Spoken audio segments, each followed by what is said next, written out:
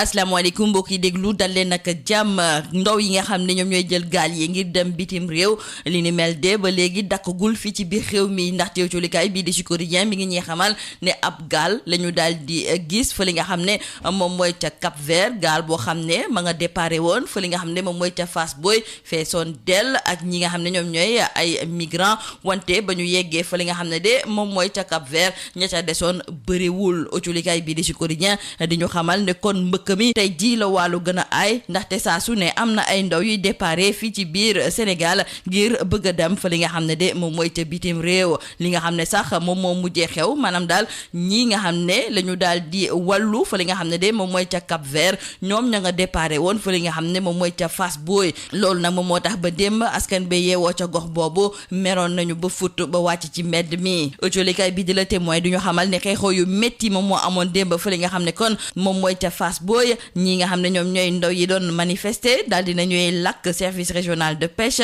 lakk école ba fa nekk marché baag ak ñi nga xam ne tamit ñoom ñoo fa am seeni magasin doon jaay laata sax ñuy dem ca kër ki jiite comité local de pêche bi daal di koy caxatee gendarme ya nekk ca Tivaouane ñoom sax sa mujjantal gëm mënaluñu woon dara ñi nga xam ne ñoom ñooy ndaw yi doon xaar nag ñu daal di leen indil ay renfort autolikaay bi di Le Quotidien ne la xew kay ca Fass Boye metti na ndaxte foofu am na benn gaal goo xam ne dafa jóge woon ngir dem ca Espagne wante mujjeewul yegg ña nga leen wallu fa li nga xam ne moom mooy ca Cap Vert te ba ñu leen gisee am na ci lu tolloog juróom-ñaar ñoo xam ne ñàkk nañ seen bakken juróom fukk ak juróom-ñaar yoo xam ne dañoo daal di réer autolikaay bi di Tribune ne ndaw yi li tax ñuy daal di jël li nga xam ne moom mooy gaal yi moom mooy ne ñàkkum liggéey gu tar gi nga xam ne moom la ñu nemmeeku fii ci biir réew mi autolikaay bi di Tribune ne ci wàll gi ni mel sax dafa mel ni ne kii di Amadou Ba moom de amu ci benn pexe ci lu jublu ci ay pexe ci biir colikaay bii di Sud Quotidien sax suñu natango bii di Yves Tendeng daal dinay waxtaan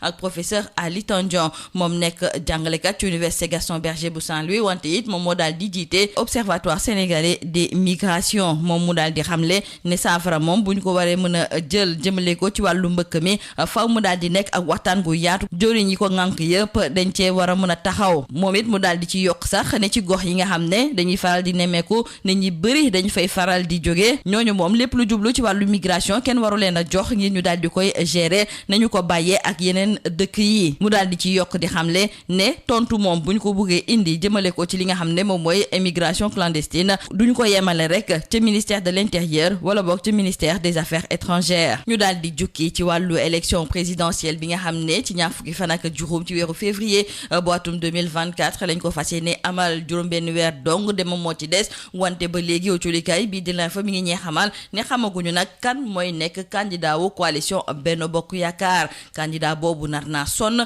ndaxte guléet ñuy nemmeeku ci ab coalition ñu toog ba fi mu nekk nii xamaguñu kan mooy nekk seen candidat autolikaay bi di l'info ne leneen a ngi nii tamit ci l'opposition bi ndaxte kenn xamul ndax kii di Ousmane Sonko dina bokk am déet wante li am ba des moom mooy ne dinañ ci nemmeeku ay kàngam yu mel ni Idrissa Seck Khalifa Sall ak tamit Karim Wade ak ñeneen ñoo xam ne it am nañu taxawaay ci biir l'opposition bi ba léegi ci lu jublu ci wàllu candidat yi fa li nga xam ne moom mooy ci coalition Benno Bokk Yaakaar Mohamed Boun Abdallah Dionne moom mooy xamle ci biir colikaay bi di la mandat ne nag lépp dañ ko war a jaarale ci yoon képp ko xam ne da nga samp sa nënd bu yeboo nañu xam ne compétition bu am solo moom moo nar a am ci seen diggante wante ci biir colikaay bii di Rewmi Quotidien dafa mel ni ne kii di Mohamed Boun Abdallah Dionne moom la mu bëgg moom mooy ñu daal di koy takkal brassaaru capitaine bi maanaam daal mu nekk candidat wu ñi nga xam ne de ñoom ñooy waa Benno Bokk Yaakaar ci tëj gi nga xam ne nag tëj nañu ko kii di Ousmane Sonko daal di tas partem bii di Pastef dafa mel ni ne tey jii maître Ousseynou Fall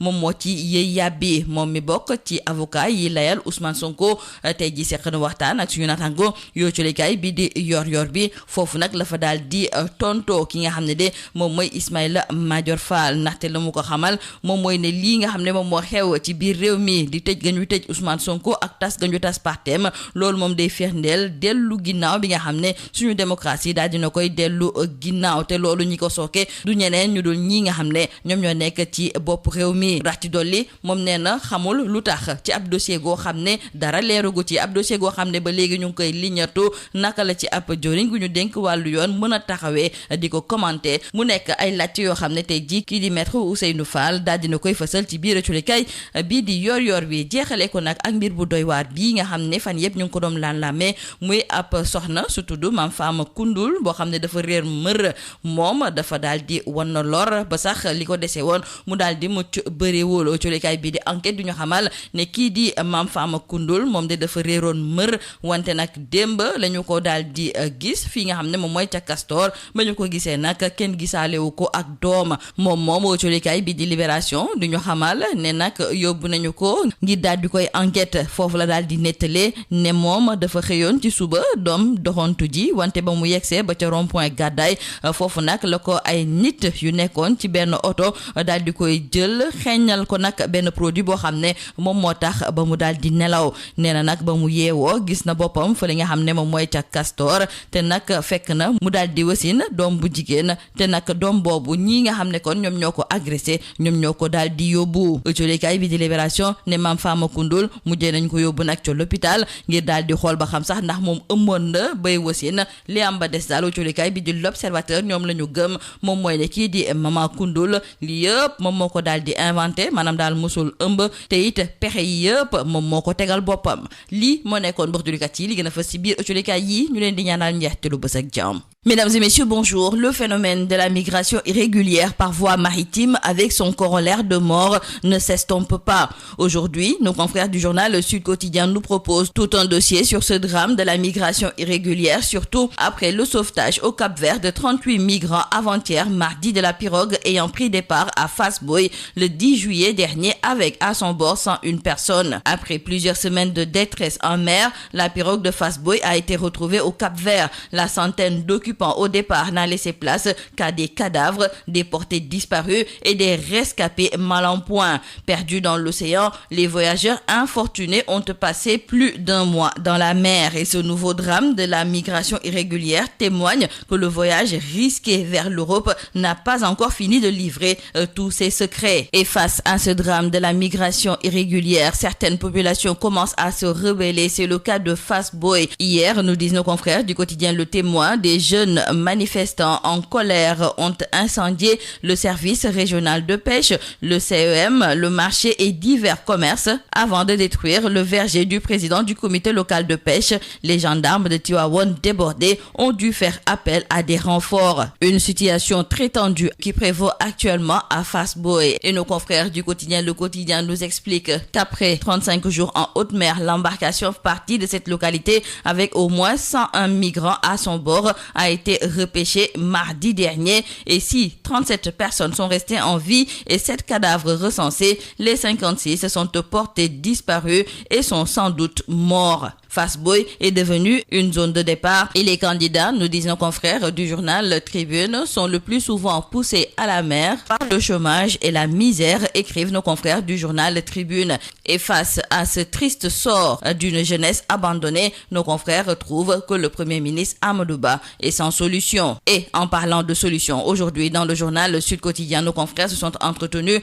avec le professeur Ali Tandian. Il est enseignant-chercheur à l'université Gaston Berger de Saint-Louis, président de l'Observatoire sénégalais des migrations. Il s'est prononcé sur la question de la migration irrégulière et selon lui, les états de départ de migrants irréguliers doivent sortir de la gestion de la migration au profit d'une gouvernance des migrations. Dans l'entretien qu'il a accordé à nos confrères en analysant le phénomène avec des éléments de réponse, il révèle que pour le cas du Sénégal, les politiques et lois ayant montré leurs limites, une réponse aux migrations irrégulières ne devrait pas se limiter au service du ministère de l'Intérieur et du ministère des Affaires étrangères et des Sénégalais de l'extérieur. Parlons à présent de la présidentielle du 25 février 2024. Nous sommes à presque 6 mois de ce scrutin et selon nos confrères du quotidien L'Info, il y a toujours beaucoup d'enjeux et de grosses incertitudes. En tout cas, nous disent nos confrères, le candidat du pouvoir n'est pas encore connu à moins de 6 mois de la présidentielle et c'est une vraie équation. Le spectre de la division et des votes sanctions plane sur la coalition Benno Bokk Yakaar qui n'a jamais été aussi mal préparée à une élection. Et l'autre équation, à en croire nos confrères du journal L'Info, c'est la difficulté à prévoir ce que sera l'opposition sans Sonko en dépit de la présence d'Idrissa Seck, de Khalifa Sall, de Karim Wade, des poids non négligeables mais qui traînent tous des tares. Pour en revenir à la candidature de Benno Bokk Yakaar, nos confrères du journal Le Mandat écrivent que l'ancien premier ministre Mohamed Boun Abdallah Dionne a appelé à une compétition saine au sein de cette coalition dans la course à la succession de Macky Sall. Mohamed Boun Abdallah Dionne, selon nos confrères du journal Le Mandat, a simplement tempéré les ardeurs dans un contexte de surenchère qui rend la tâche difficile au décisionnaire qu'est le président Macky Sall. Dans le journal Rewmi Quotidien, nos confrères nous rapportent également les propos de l'ancien premier ministre qui a demandé aux membres de Benno Bokk Yakaar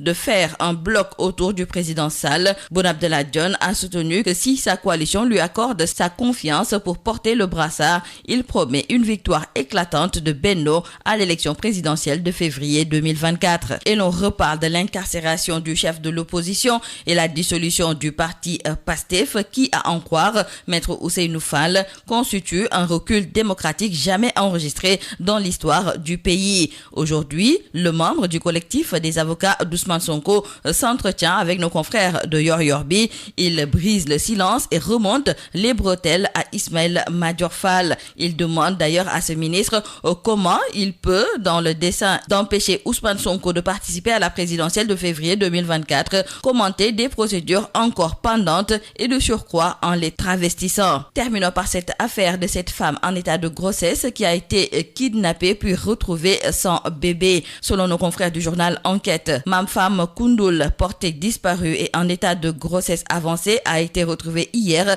sans son nouveau-né. La victime a déclaré que ses agresseurs ont emporté le bébé avant de l'abandonner dans la rue à Castor. Dans le journal Libération, nos confrères nous confirment que Mame Fam Koundoul a été retrouvée à Castor. Elle a affirmé aux policiers avoir été enlevée par 4 individus à bord d'un véhicule 4x4 de couleur noire à hauteur du rond-point de Gadaye vers 8h du matin pendant qu'elle se promenait, puis ils l'ont aspergée d'un liquide pour l'endormir. D'après son récit, elle a été amenée dans une maison en construction d'où elle a accouché d'une fille. Ses agresseurs ont emporté son bébé avant de le laisser dans la rue. Et nos confrères d'ajouter qu'elle a été conduite hier à l'hôpital pour des vérifications sur sa grossesse et sur son accouchement. Nos confrères du journal L'Observateur, eux, croient que c'est une fausse grossesse et que c'est tout un scénario de kidnapping qui a été mis en place par la concernée. C'est tout à vos journaux et très bonne lecture.